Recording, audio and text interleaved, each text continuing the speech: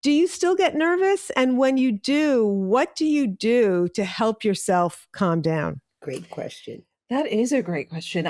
You know what? Occasionally, I do still get nervous, not very often. I will say that. I mean, I think that some of that just comes with experience and doing it over and over and over again. So I rarely get nervous. I sort of just settle in and think, I know this. I know this information and I know what I'm doing. And that calms my nerves. I'm confident. And I know also I sort of just think, you know what? I'm not really saving lives here. I mean, it's just TV news. And if you make a mistake or if you stumble, that's okay. And nothing's going to happen if you make a nothing mistake. is going to happen. Nothing.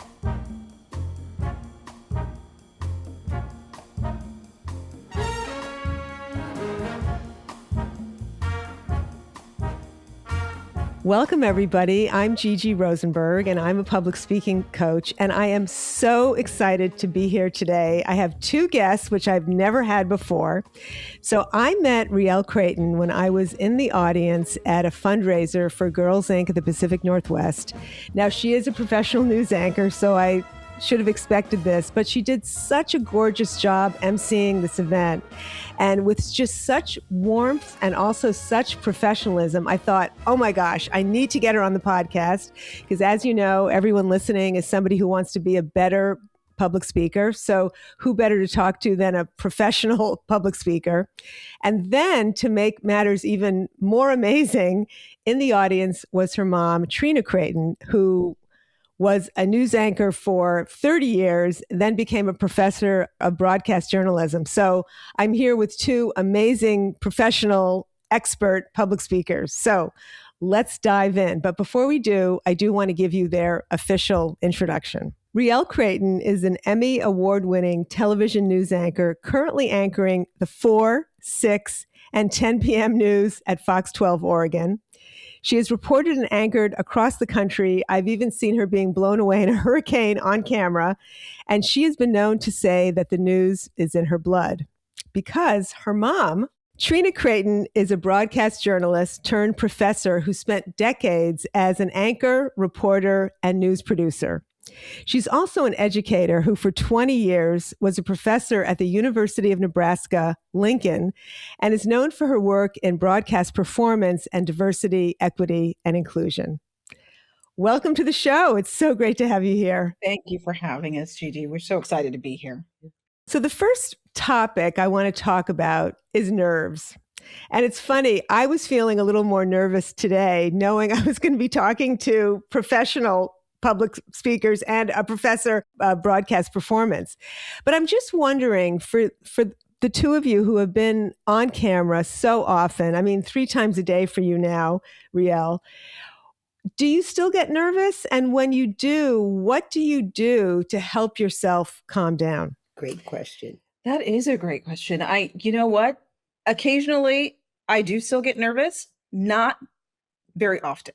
I will say that. I mean, I think that some of that just comes with experience and doing it over and over and over again. So I rarely get nervous. And now when there's, a big breaking news event or something where there is no script, because that's what happens when there's, major breaking news, you really don't get a script. And so you just have to know it and you have to be able to discuss it. And so now I get more excited. I get that adrenaline rush of the excitement and I get to really have something that's not just the normal of what I do every day. So I would say, early on in my career, definitely I would get nervous. But I think that how I sort of, like I said, it is sort of like the more you do it, the better you feel and the more you feel confident in what you have to say. And I sort of just settle in and think, I know this. I know this information and I know what I'm doing. And that calms my nerves. I'm confident. And I know also I sort of just think, you know what, I'm not really saving lives here. I mean, it's just TV news. And if you make a mistake or if you stumble, that's okay. Not everybody's going to hate you for it or think you're an idiot because you did that. And nothing's going to happen if you make a mistake. Nothing is going to happen. Nothing. I talked about this with a colleague the other day. I mean, I probably had 1,000 embarrassing moments on TV that where I've done something where I wished I hadn't have said that, or I wished I'd said it differently, or something happened that, maybe I mispronounced or did this wrong, and I realized, what, you go on, and the more you do it, the better you get at it. And now I don't really worry about, I don't go in thinking about that. I'm confident that I know what I'm doing. And so that's what helps me not to really feel that nervousness anymore. That's great. So that jives with what I teach, which is practice is everything. So it's road time that'll help you make you feel better. Also, that idea of just reminding yourself, because the people I coach are experts in their field. So to remind them, oh, you know this. You could talk about this if somebody woke you up in the middle of the night and said, go, And then the last thing you said, I think is so great, and this is what I pull out of my pocket at the last second, is I'm saying, this is not brain surgery. Nobody's going to live or die based on what you're about to say in this presentation. So that's really great. So Trina, do you have anything to add about the nerves piece? I was going to say that you can make the nerves work for you. Yeah. Tell me how. Adrenaline that's coming up, pumping you up. One thing I used to do with my students, especially the ones who were just starting out, because they'd literally be sweating. They'd be wet with sweat. I'd say, do mental talk. So I used to say in my head, wait till they get a load of me. Oh, I'm so good. You talk yourself up because it all starts in your head. Mm-hmm. Oh, I'm going to mess up. No, don't say negative things. Say, hey, I'm so good. My favorite line was, wait till they get a load of me. I'm so prepared. I'm so good. So I had each student write their own little pump up in their head. And they could keep it to themselves or share it with the class. Some shared, some kept it to themselves. But it's what you say to yourself to get you ready, so that adrenaline. And you just take it and you use it. Well, I have a technical question for you now that I work with a lot of clients on that I want to ask you about. And it has to do with whether you're on a stage in person live or recording a video, which is a situation that both my clients have had. And you need to have a teleprompter because you can't just be going from notes. So I notice a couple of issues come up. Some clients are great at it right off the bat. They just seem like they're talking to a real person. They don't look like they're reading. Their voice doesn't sound like they're reading. But many people who start doing that, they just look like a deer in the headlights. It looks like they're reading. It comes across so stiff and unnatural. So I'm just wondering, what are your tips for, because I'm assuming when you do the regular news, you're both often going from a teleprompter. Is that true? Oh, yes, always. You always have a teleprompter. Yeah. Matter of fact, it's very alarming. See, I couldn't even tell. And thank goodness for teleprompters. Yes. So how do you, because I watched you both in videos online, and you do just such a beautiful job. It's warm, it's personal, it's as if you're talking to me, the audience. How did you hone that skill of going from a teleprompter, but making it seem just so human, so natural, so professional, so warm? Wow. Yes. Well, I can answer, I think, what helped me. Obviously, to have a mother who did it before me and did it, I grew up with my mother doing this. And so when I got into the business, she would critique me a lot, and she would be very harsh sometimes. But you know what? I know that it was all for my best, in my best interest to help me grow. Because I don't think there definitely is, I think, some natural aptitude for speaking that some people have and maybe some people don't. But at the same time, I think that I've definitely grown. If you were to look at, clips of me from, 10 years ago versus now, you'd see a big difference in how I deliver, my delivery, my cadence, everything. I think that I do think of the camera when I'm talking to the camera. I do think of it as a person. I do think I'm talking to you. I'm telling people. And I don't think that I'm like, I know early on I would try to visually imagine I'm talking to this person. Now, I go to work and I don't think I have to do that, but I do have the sense of I'm telling it like I'm telling, I don't want this to be robotic. I'm talking to a person, and I realize these are people who are watching, and I'm trying to tell the viewer, who is a person, this information, and I want you to listen to what I'm saying. So there is having a certain authority to your delivery that I think you practice, and that.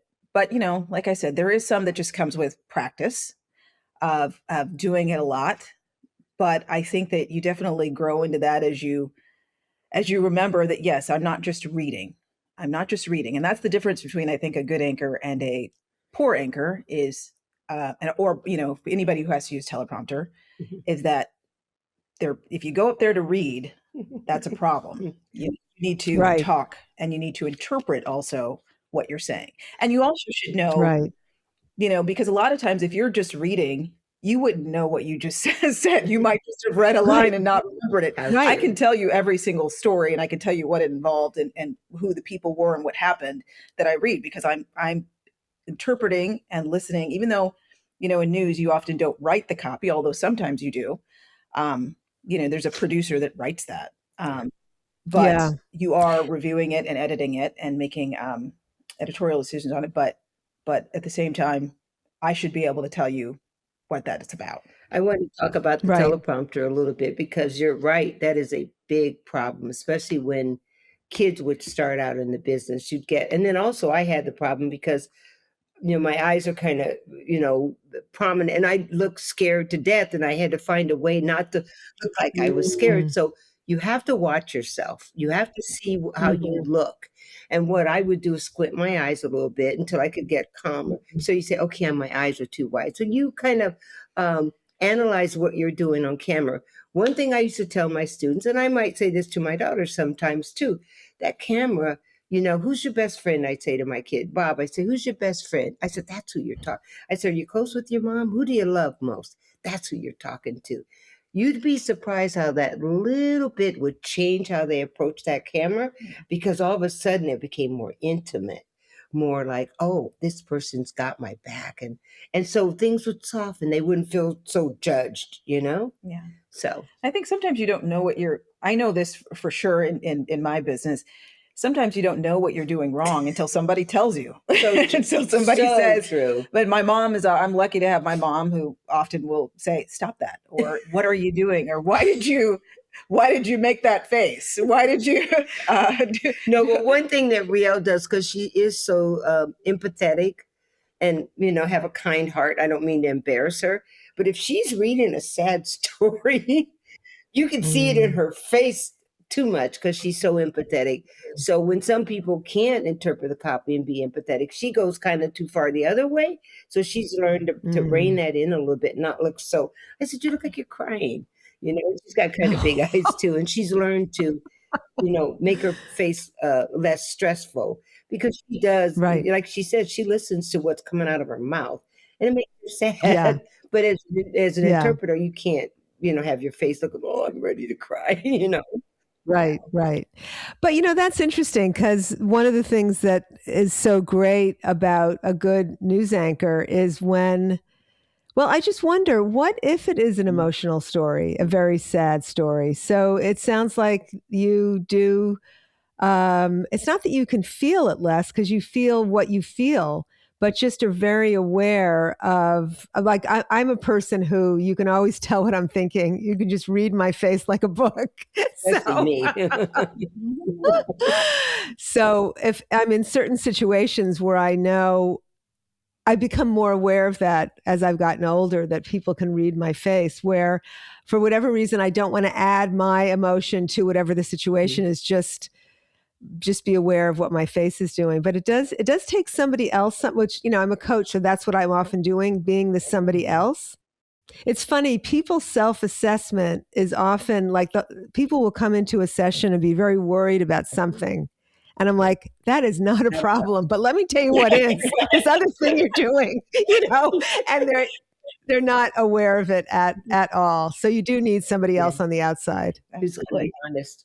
Michelle Obama tells it's funny and terrifying story in her memoir about going up. I can't remember what event it was, but it was a major event. And she had memorized the speech, but they did give her a teleprompter, and her brother was speaking right before her. And as she came up, they embraced, and he whispered in her ear, "The teleprompter isn't working." I think I've seen her talk about that. I love her. It's in her book. And so she just said, thank God she had memorized that speech because and had really, really practiced because she knew it. I mean, it was still terrifying, but she didn't end up needing it. You know what's funny in news? I wouldn't say it happens often, but it definitely happens. And it's happened to me more times than I can count. Even this year, and even in the past year, where the teleprompter goes down, and you have to be prepared for that. That if that happens, you can't, I know the first, you talk about nerves, the first time that happened to me, I know I was like, what do you mean there's no teleprompter? what do you want me I've to got do? stories to read. You don't expect me to go on, do you? But yeah, and yes, you're expected, and I can't. Now it's not something that I even, it doesn't cause me nerves when it happens. It's a frustration because I prefer to have a teleprompter, and obviously I'm not going to memorize scripts for every show that I anchor, but so I know that feeling of being like, wow, when you come in, and it definitely happens, and that's what you have to be prepared with your scripts and your information, and you also can't be flustered, because many times, I will say this, especially in news, sometimes things are falling apart, literally, like the whole show is collapsing, and there is chaos in the background, all around you. You hear, you're in your ear, things that are going on but the thing about, as an anchor, you need to be able to do is that people at home don't have to know that, and they shouldn't know that. They shouldn't even be aware that there's a problem. Sometimes they can tell because maybe you're looking down because there's no prompter, so you're looking at a script. You're actually looking down at a script, a physical copy. But many times, like I said, you have to be able to be calm and under pressure and under every circumstance to be able to deliver and not be flustered by that, and not allow the viewer in that there is something going wrong. Well, don't try to be so perfect either. That's another problem when someone's like, oh my God, I made a mistake. And like Rielle alluded to this a little bit in the beginning, but she and I were talking about Walter Cronkite. Someone did a study once about how many mistakes. I know a lot of the young people don't remember him, but some do if they go to journalism school, because he's still spoken about, right? And George Clooney just did a big thing on Broadway. I think it was. Oh, yeah, that's right. Yeah. Quite successful. Someone counted how many mistakes he made in a newscast, and he was uber famous. He's like, the god of journalism. He made so many mistakes, but you know what he did? He never sweated any of them. He just kept going. Right. And I'd always tell my students, no one speaks perfectly. We all make mistakes when we talk. Right. And the viewer at home doesn't even hear it. So you draw attention to it, which was done the other night on we won't mention the station, but a network person was making mistakes, and my daughter and I were watching. We discussed it because it was a point of just being journalist. Why did he do that? He acknowledged that he made it. He said, "I'm so nervous. It's my first day, and I'm making." Well, no, he didn't say that. Well, he said something like that. That's how I interpret it. He said something that there, and I've read now about why the mistake happened. It actually, wasn't his fault, and that there are many mistakes that are that happen that are not your fault, but it causes you to make an error because somebody was messing with the script right before it came to you, or something. And oh my God, happened to him. Somebody was altering the script. It was a disaster after that, right before it came. And but what he did is he acknowledged basically that he was made a mistake, that he was. And I talked about that with my mom, and I talked about that with my colleagues also, because I found and that I think was his biggest mistake is to draw attention to the error. Because he had the error, and what you do in news is, I think people wouldn't have noticed so much. If something, obviously, if something like a name, or you said something that was, factually not correct, you probably do need to correct that. Yeah. And if you can do it in real time, you say, pardon, or this is such and such. You correct it as you can. Right. But at the same time, most of the time, and I'm just going to say this in news, and I know that I've even had errors where I thought, oh my gosh, I did horribly. Nobody noticed. And I went back and watched it. It was never as bad as I thought it was. Yeah. Wow. People often don't notice that you make a mistake unless you act like you've made a mistake. Just keep going. Right. When you go or make a face or say something that draws attention to the error, that's when people realize, oh, they messed up. Yeah. Most of the time, viewers don't notice. Get it. People don't know. You know, it's funny. I saw this happen in real time. You probably don't even remember this at the Girls Inc. event. And I remember what happened was, I can't remember the exact details of what started it, but I think you maybe didn't know that it was time for you to go back on the stage again. So when you got to the stage, you needed to turn the pages of your script a little bit to find out where we were. The whole room, which was hundreds of people, was silent. You were so relaxed. It was like, this is the moment when everyone's going to watch me turn the pages of this book. You didn't do it quickly. And we were all just sort of mesmerized by you. And then you just carried on. And I was like, wow. That I think I'm the only one who thought maybe she wasn't, on the right page. Yeah, that's right. But I saw you do that in real time, and I was like, that's amazing. Because it's like being a parent. If you're relaxed, the kids will stay relaxed. If you freak out, the kids will freak out. And in a way, the audience is like, the kids. They will follow. I mean, our nervous system will think, oh, she's nervous. Maybe that means we need to be nervous too. Well, let me ask you something else. What happens when you're reporting something where you don't really agree with what is happening, but you need to stay neutral and unbiased? I guess it's similar. You don't want to show on your face your disgust or upset or whatever it might be with what you're reporting on. I'm just wondering, is there anything else you want to add about your opinions or feelings with what you happen to be reporting?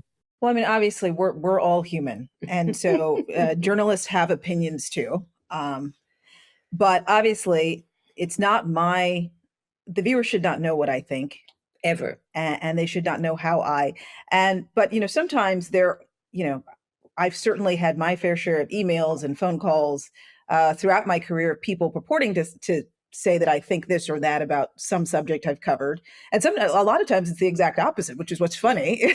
So, how do I handle that? I mean, there are certainly stories that have impacted me where they have made me emotional, and it has been difficult to not show that emotion. I can think of some specific instances in my career where I was just, it hit me as I was reading the story what had happened, whether a verdict had come in that I didn't agree with, or something that happened in whatever scenario. And I'm not going to mention them specifically, but certainly I'm a human being, and I do have thoughts about what's happening.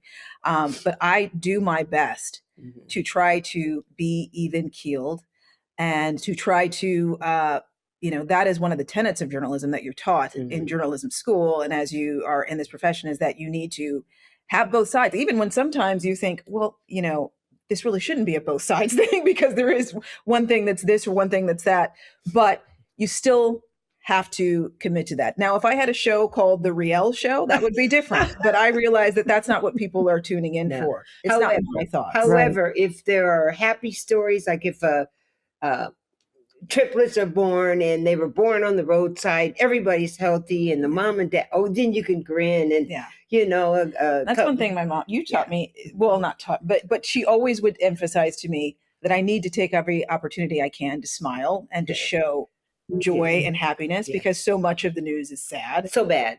And that so when there is something that I can be happy about, I need to show that personality and show that you're human and that you have love in your heart as well. Yeah. Well, let me ask you, and I'm going to go a little technical now. A lot of clients I have really suffer from too many filler words, a lot of ums, a lot of ahs, a lot of likes and And I did listen to an interview once with Terry Gross, and she really had to work on that. But I've even heard her when she was interviewing Sandra Day O'Connor once, and I could tell she was really nervous because she was eyeing and eyeing throughout that entire thing. I'm just wondering, what do you do, or did you have to do something to make sure you weren't just loaded with filler words. So did you have to work on that at all? Oh, I think you have to work on it. I think it's and how do you work on it? What do you do? Well, and I'm not going to say that I've conquered that completely, because that is something that still comes out, because it just is something when you're naturally talking, that, and especially if you don't have a script in front of you, if you're having to do this off the cuff, that is going to happen. I try to limit it, but what I do try to do is calm down, think through my thoughts, really think about the words. There's no rush. Think about what's coming out of your mouth and think about what you want to say and how you want to say it. I know that the other day, we had a big breaking news story here in Portland about the federal agents shot 2 people who were Venezuelan migrants. And so that day I came into the newsroom and it was wall-to-wall coverage is what they said. I literally got into work and they said, get on the set right now. And so there's literally no time. And also, so for literally from 4 to 11:30 at night, I was on television with, a 20-minute break in between. And no scripts, zero scripts. So for, you're talking at hours and hours and hours of talking without any scripted material, because they consider it breaking news. And when that happens, they blow out every show. And a producer's talking in her ear the whole time too, off and on. Well, they're letting you know, go to this, toss to this, we're bringing in such and such. Here's what, this just came in. They're letting you know, you check your email, you've got this breaking news, you've got this, we know now where the hospital was, where blah, blah, blah. So they're giving you the information so that you can talk about it. And the press release is, this is what police put out. This is a statement from this city council member. The mayor came up and spoke. And so I know it, and those hours and hours of talking, and obviously hours of unscripted talking, where you're and you also don't want to say something. You want to be. It's important to be factually correct, and also it is a politically charged story as well. So you also have that. That's got to be. You have to be. I think even more careful, because this is so politically charged for people who believe passionately one way or another about this, about ICE and the presence of ICE in their communities and the presence of Customs and Border Protection and all of these things, and the Trump administration and immigration and all of these things. You want to be careful what you say, and also, like I said, not convey what your personal opinions are about the subject, because that's not my job. My job is to tell you what happened and tell you what this person said and that person said. But in that hours and hours of talking, there certainly were some but overall, I felt comfortable with how it went, how the coverage went, because I felt like I did know what I was talking about, and I don't feel like I made any factual errors. I told the information and I conveyed it in a way that was clear and concise, and we got to where we needed to be. There were some things I know when I was reflecting on, because like my mom says, even to this day, I watch myself. You have to watch yourself. You have to watch in order to get better, to improve. And I don't think there's anybody that doesn't have room to grow. I know that I have, as long as I've been doing it, I still have plenty of room to improve and to get better and to grow. And one way that I do that is by watching myself and what I did. And I know there were some moments that I critiqued on myself when I watched the coverage back, where I thought, oh, I could have said that. There was a reporter talking, and I said, I'm going to cut you off right now. And I went to something and I thought, well, I shouldn't have just said, I'm going to cut you off. I should have said, let me interrupt for a minute, done it in a more polite way. Because we had other news that was coming in that was more important, that trumped what he was talking about. And so I had to get to that. And the producer's telling me, get to this right now. So, I mean, there are little things that, even to this day, I look back and I say, I could have done that better. But, I watched that newscast, and that was probably one of the best newscasts they've had in a long time, because it was so, it's so exciting to watch them do that. And I loved it. And it's practice. She's had practice doing live coverage now. I mean, you did the sick thing in well, I've done there's been a couple. That's the thing in news. It's not something that happens every day, but yes, I have had big stories, several instances of wall-to-wall coverage. And I can tell you, from the first time I did it I was working in Milwaukee, and I remember I came into work and literally it was another get on the desk right now. And sometimes it's get out there with very little information and just fill this time. And I know in that instance, I do remember being incredibly nervous. I remember being like, well, they know 3 things. I know 3 things. How am I going to talk about this for the next 6 hours when I know there's no information? And of course, information starts to come in. And I remember, whereas when I came in on, what day was this last week? I think it was last Thursday. When I came into work and they said, all we know is 2 people have been shot and an involved immigration officers, get on the desk. Yeah.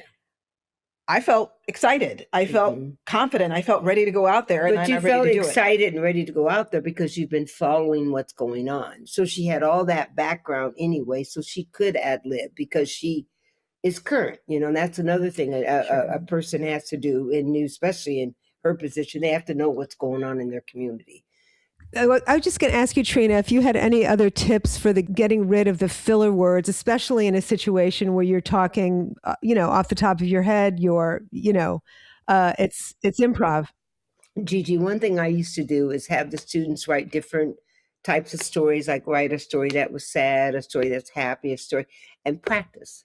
It's practice. So look in the mirror when you're talking. Look at your face. Listen to the words you're saying and take your time. Rielle already alluded to, you don't have to rush. And people think, I got to get this out. No. Take your time and relax a little bit. Take a couple of deep breaths, But the main thing is to stay relaxed and to practice. I know when I first started, I was in the mirror all the time, looking how I said this. Even look how your smile is. When you're reading a sad story, and I was telling, Rielle talked about copy interpretation. That's so important. If someone has to make a big speech, I'd almost know that speech by heart because I would have practiced it. I would look in the mirror. And then by the time you get up, every part of your body knows what you're supposed to do. Right. I also think there's something, though, to practice, read the speech, but also don't feel that you have to stick to everything it doesn't have to be exactly what's written and exactly because I think that also makes you make more mistakes when you feel like, oh my gosh, I didn't say it this specific way that it is there. Exactly. As long as you know it and you've practiced it, then go with and the then flow. Relax and realize I don't have to be perfect. I know what I'm doing. That's what I tell my students. Be prepared. That preparation's the main thing. If you're prepared, everything else will come in there. Will settle down and you'll be fine. Yeah. So one thing, I watched a couple of older newscasts with you, Trina. And one thing I noticed you do so well is a couple times I saw you with other, like maybe the weatherman or somebody else was with you on camera. They're on YouTube, aren't they? They are. Yeah. But sometimes I have clients who need to appear together in a video, let's say, where one will talk and then the other will talk. And it's incredible how I'm working with the one who needs to talk, but then I've got to coach the one who's just listening. I'm like, because you can't stand there like a robot. And you did such a beautiful job of, sort of having that back and forth banter with another person on camera with you. And I'm just wondering if you were going to teach somebody how to be good with another person, both listen, really it's the listening. What would you help them, do in terms of the back and forth banter? Well, what they want to do is think about what they want to say next rather than what the person said. That's where I see a lot of problems come in. Like you're talking and I'm thinking, okay, what am I going to say after she's done? I don't even know what you said, right? So I'm thinking about what I'm going to say. Well, no, that's not how it works. You have to listen to the person. And that helps your nerves too. I would tell my students, you get into this person who's trying to communicate with you, you see your nerves go down because you're actually talking to someone who's in the same situation and relaxing and think of them as a friend, I used to have fun back then. You made me cringe because I do remember Tom Bavacqua and all those people. Used to have fun. Well, you were. I mean, you asked him about the weather as if you were just. There was nothing more interesting than whatever he was going to say about the weather, which I thought was really, really great. Well, I want to go in a totally different direction right now and ask you something, and I'll tell you what this has to do with. I'll kind of give you the backstory here. So a few episodes ago, I interviewed an author named Shari Dunn, who wrote a book called I know Shari. Oh my gosh. Yes. So, well, I'm sure you know about her book. It's called Qualified: How Competency Checking and Race Collide at Work. Now, the reason I interviewed her was because she's an incredible speaker, and I wanted to talk about how she does that. And we had a great conversation. And then I asked her a question, and it had to do with something I often hear clients say, especially women who come up on stage and say when they're on stage, they feel uncomfortable taking up space. And so what her thoughts were of just about that taking up space. And this, rather than paraphrasing what she said to me, I have the transcript and I'm just going to read you what she said, because I would love your thoughts about this, because it had, well, let me read it before, I don't want to paraphrase and then read it. I said, when a speaker says, I don't feel comfortable taking up space, what would you say to that? And this is what Shari said. For Black women, who are the only group of women I can generally talk about, our experience in society is one where we have to take up space. If we don't take up space, people will ignore us. They don't notice us. We speak louder, are more authoritative. We're trying to get interaction because interaction from a societal perspective isn't always there. I definitely think there is a difference in how Black women and white women are perceived, especially and in this business. I feel like there are a different set of considerations I have to have as compared to my white co-anchors. Although things have definitely changed, and I think my mom can really speak to, because sometimes I wonder, how did you make it in the place when she was, because she really broke barriers in Nebraska, where we're from, where I'm from, and as one of the first Black broadcasters, period, to be an anchor in that news market. But I know that for me, that is, I do think about that. Even being in a city like Portland, I know that when I came here and I accepted the position here, I thought there's not a very big Black community, that the population of Black people is quite small. And so I did wonder how I was going to be received in a place where there isn't a big Black population. Would I be appealing to everybody? Because I've had definitely experiences. Now, I will say that I think in my career, being a Black woman for me has probably worked more to my advantage than disadvantage. I think I've had a lot of news directors and people, the ones who hire you in news, because although they can't say this, the truth is they are looking for a specific race, a specific gender, many times for positions and roles. You know, sometimes they had a Black person that left this role, and so that's what they want, is another Black person to fill this role. Or there is a big Black population, so they do want a Black person specifically. Sometimes you just get the job because they just liked you, and that's the case, I think, for me here. Why I was hired here. I don't think it had anything to do with my race. I think it just had to do with they liked me. But I certainly have noticed that in my career, how it has impacted me and the response I get. I do remember they have consultants come in news every so often, and they talk to you about, what you can improve here, they have people that watch you and then they pay them a lot of money to tell you what you need to work on in news. And I do remember very distinctly when I was in San Diego, I had a consultant tell me, well, you're not a what did she say to me? You're not a blonde. She said, you're not a blonde, bubbly. You're not a bubbly blonde. So you really need to. She literally said this to me, and I thought to it was her face. So. Well, of course I'm not a bubbly like blonde. You didn't know who you are. I'm quite happy to be who I am. But it was as if it was a negative that I don't have that. Because it was in San Diego, which is also a very not a very big Black population, because obviously that's a calculus. And whenever I've gone to try to apply for jobs, it's something that I have to look at is what's the population here of African Americans versus and think about those things. And that's what I don't think that everybody else has to think about. But I've been, I think in my career overall, I think that, like I said, being a Black woman, and maybe because of the way I was raised, I've not really ever been afraid to take up space and to think about my presence and to be, I've always been raised, confident and you be ready to walk in, and that you deserve to be there. Wherever you go, you deserve to be there. Yeah. I belong there, and I belong here just as much as anybody else does. Mm-hmm.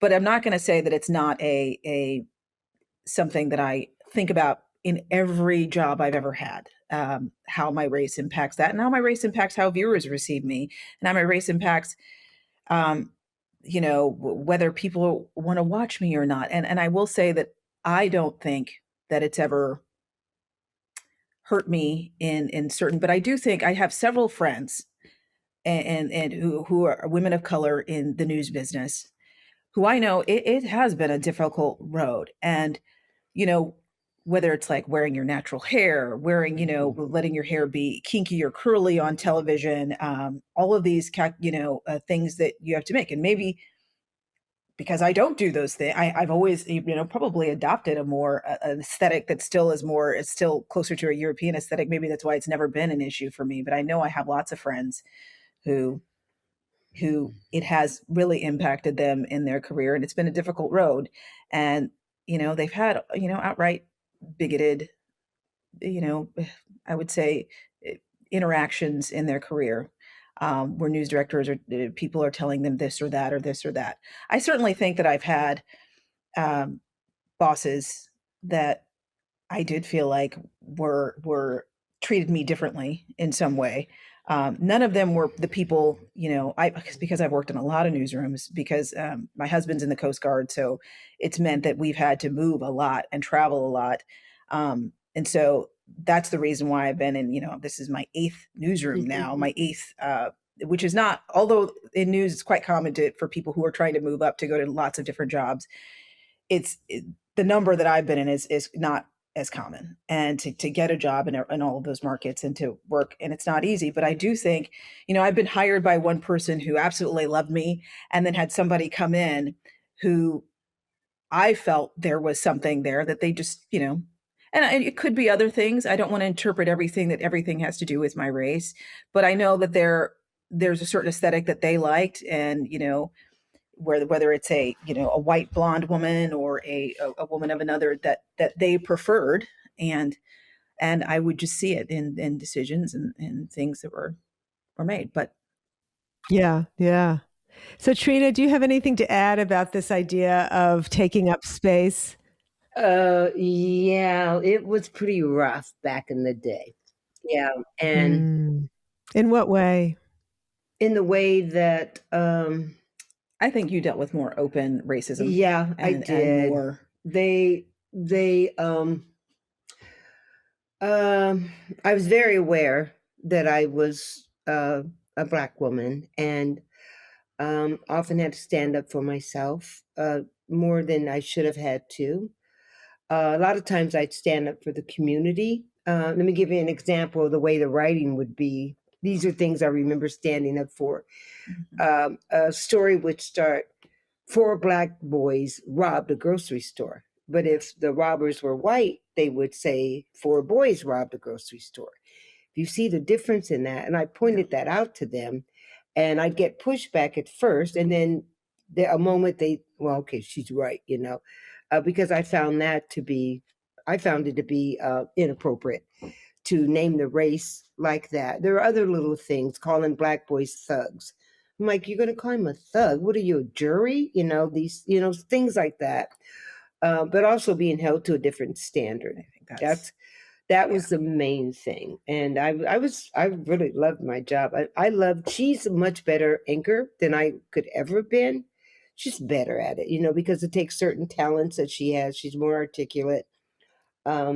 Just fits the idea better than I did, but I always love to tell her this. I'd kill you out on this story, because I would have annihilated her out in the field, because I love to chase stories. That was my expertise. And then I was expected to break a story every day. And then my counterparts, I was held to a different standard, but I loved my job. That's how they won, because I loved what I was doing. And I think in that time too, especially in Nebraska in that time, I think there was also this sense that there could only be one Black person. Yeah. And I should be lucky for my job, no matter how hard I worked. So she was the one. Yeah. And I will say, growing up in Nebraska, in Omaha, I think everybody, because she was there for so long too, and she was very well known. I mean, everybody knew. I remember growing up and everybody knew who my mom was. Everybody. And I was known as Trina Creighton's daughter. That was my name. Nobody knew my name. It was always Trina Creighton's daughter.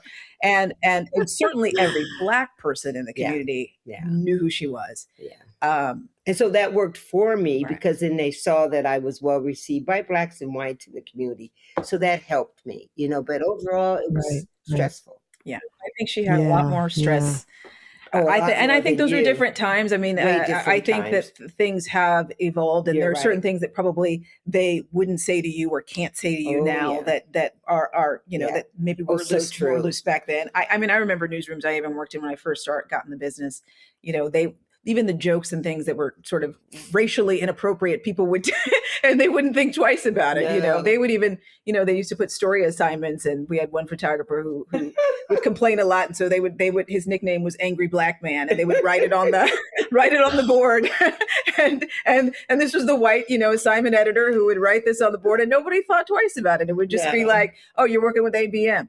And that would be, now I couldn't imagine that happening in my newsroom today. So, I mean, times have changed. But I think that my mother, not that I haven't had to struggle and haven't had to persevere, and not that my race, but like I said, in my career overall, I think my race has been more of an advantage to me. But I think that for my mother, I know the stories of the things she went through. And I just wonder, how did you survive? Because I felt like I belonged there, and I felt like I brought a lot to the table. And she had to be the best. She had to be the best. I mean, it really wasn't that she could slack and come in and not do, So that was bad, good, because they put so much pressure on me that I did work extra hard, but I was exhausted. She broke a lot of stories. She broke a lot of stories. My mother interviewed, all of the biggest, hardest to get interviews. She interviewed, Nebraska only put 2 people to death on death row with the electric chair. My mother interviewed both of those death row inmates before they died. Oh my God. The first executions since Charles Starkweather, which was in the 50s or something.